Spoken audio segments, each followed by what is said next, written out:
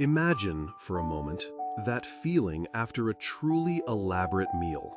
Not just any meal, but one you've anticipated for weeks.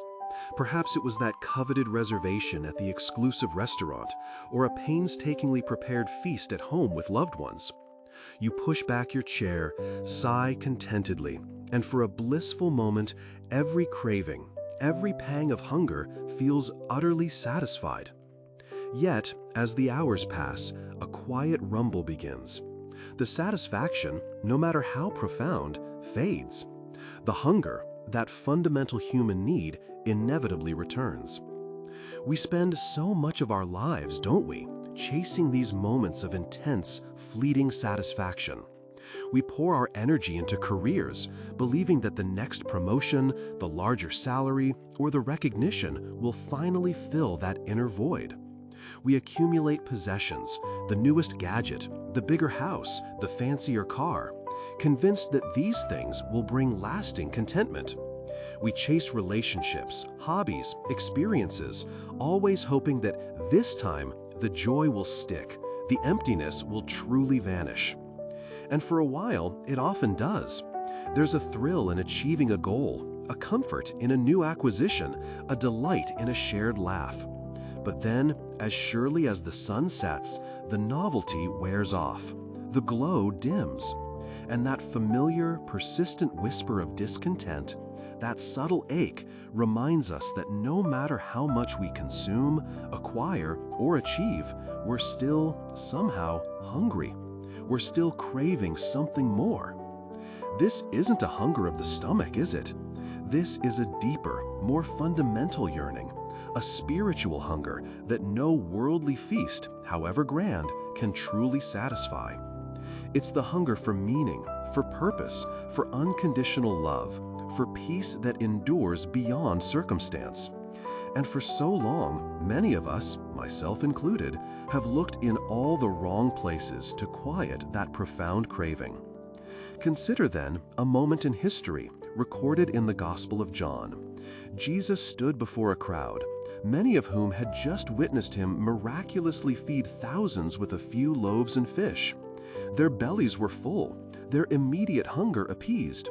But Jesus, seeing beyond their physical needs, spoke to the deeper yearning within them, and indeed within all of humanity.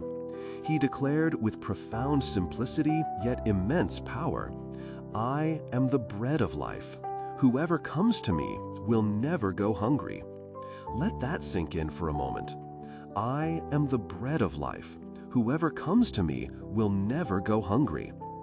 This wasn't a promise of endless physical food, though he had just provided that.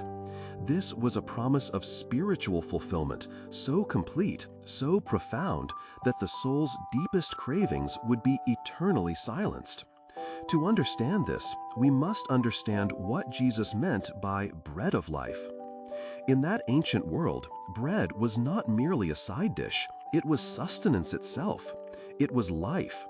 To be without bread was to face starvation. When Jesus calls himself the bread of life, he is saying that he is the essential, fundamental nourishment for our very being, the source from which all true life flows. Think of it. When you eat good, wholesome food, your body is nourished. You gain energy, strength, and health. Similarly, when we come to Jesus, when we invite him into our lives, when we depend on him, our spirits are nourished. We find true purpose, lasting peace, unwavering strength, and a joy that isn't dependent on external circumstances. The anxiety that often plagues us begins to recede. The constant comparison with others loses its sting. The endless pursuit of more, of better, begins to quiet because we find ourselves truly, profoundly satisfied in him. This isn't a one-time meal, a single event that fills us forever. Just as we need daily physical sustenance, Jesus invites us to depend on him daily for spiritual nourishment. This daily bread comes in countless ways, through time spent in his word, allowing his truth to transform our minds, through prayer, speaking intimately with the one who understands our deepest needs, through fellowship with other believers, sharing in His love and grace, through quiet moments of reflection, simply resting in His presence. The world constantly offers us its own brand of bread, promises of happiness through achievement, popularity, wealth, or pleasure. But the truth is, these are often like eating dessert for every meal. They might taste good initially, but they lack the nutrients our souls desperately need. They leave us feeling sluggish, unwell, and ultimately even hungrier than before. Jesus, the true bread of life, offers something entirely different.